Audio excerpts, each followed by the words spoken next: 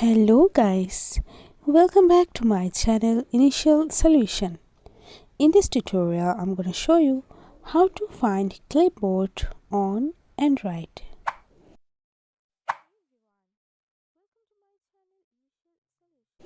For finding Clipboard, so first of all if I go for any email, then just go for any blank page and you can see there is a board icon here. If I go for here, so this is the clipboard icon.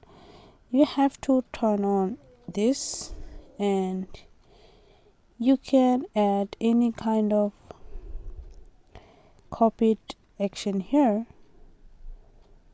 So yeah, this is how you can find Clipboard on Android. So guys, if you found this video helpful, then please like, comment and share, subscribe to our channel and don't forget to hit the bell icon for more videos. Thank you.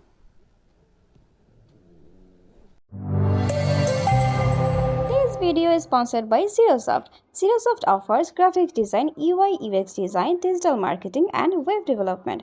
Elevate your brand with Zerosoft today. For more details, check the description box.